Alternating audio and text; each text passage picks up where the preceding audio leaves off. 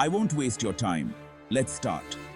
I will explain who is Lawrence Bishnoi, the allegations against him regarding Sidhu Moose Wala and Baba Siddique, who was a politician, as well as court cases and gangster culture in India. Lawrence Bishnoi's criminal network. How big is it? How big is Bishnoi's empire and what's it worth?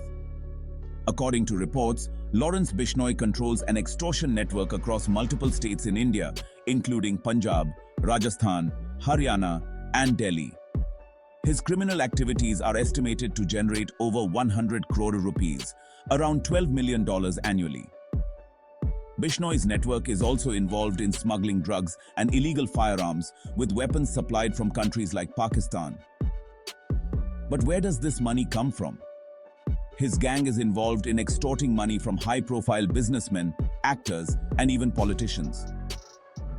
For example, it's reported that some of the extortion demands made by his gang reach as high as 10 crore rupees, about $1.2 million per target. Bishnoi's rise to power also owes much to his connections in the illicit drug trade, especially in Punjab, where drug addiction rates are soaring and the black market is thriving. The Sidhu Moose Wala connection and lives lost. The murder of Sidhu Moose Wala shocked the nation.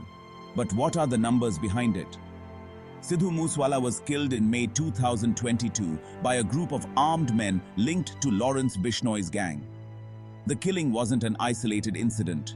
Police reports suggest that over 15 people have been killed in gang-related violence linked to Bishnoi's network in the past 5 years alone. Moose Wala's murder was allegedly orchestrated over a 2 crore rupees or $240,000 extortion demand that had gone unpaid. What's even more shocking is that gang members involved in the murder reportedly used AK-47 rifles and other military-grade weapons smuggled into India through Bishnoi's connections with cross-border criminal syndicates. The entire operation to eliminate Moose Wala cost Bishnoi's gang an estimated 50 lakh rupees, about $60,000, showcasing how organized and well-funded his criminal operations are. Court cases, fines, and failed justice. When it comes to legal action, the numbers are staggering. Lawrence Bishnoi has been linked to over 60 criminal cases across various states, ranging from murder and extortion to smuggling and organized crime. Despite facing over 30 arrest warrants, Bishnoi continues to control his empire from behind bars, largely due to the slow judicial processes in India. In one of his most high-profile cases, Bishnoi was involved in the 2018 assassination attempt on Bollywood actor Salman Khan. Bishnoi's gang reportedly plotted to kill the actor as part of a revenge mission, which has since sparked widespread fear in the Bollywood industry.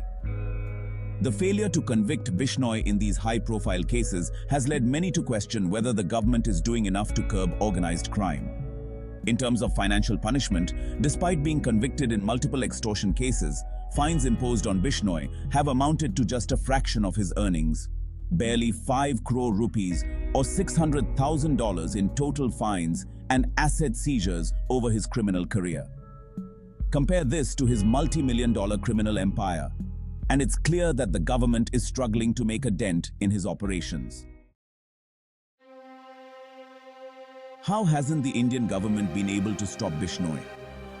The Indian government has poured over 200 crore rupees or $24 million into law enforcement and counter-gang operations over the past decade.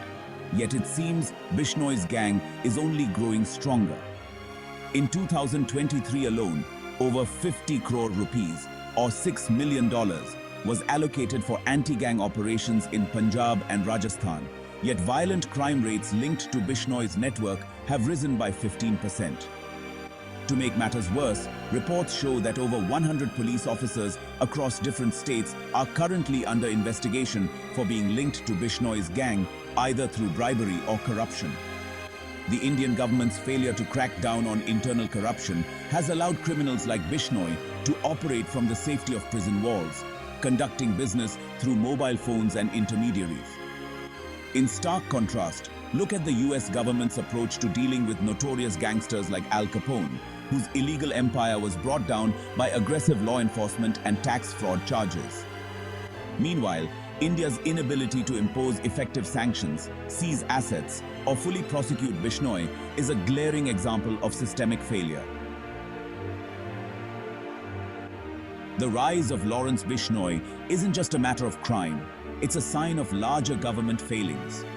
With an empire worth over 100 crore rupees or $12 million, dozens of lives lost, and countless families torn apart by gang violence, Bishnoi's story is a chilling reminder of the dangers of unchecked organized crime. And yet, the Indian government seems powerless to stop him. How many more must die? How many more millions will be extorted before action is finally taken?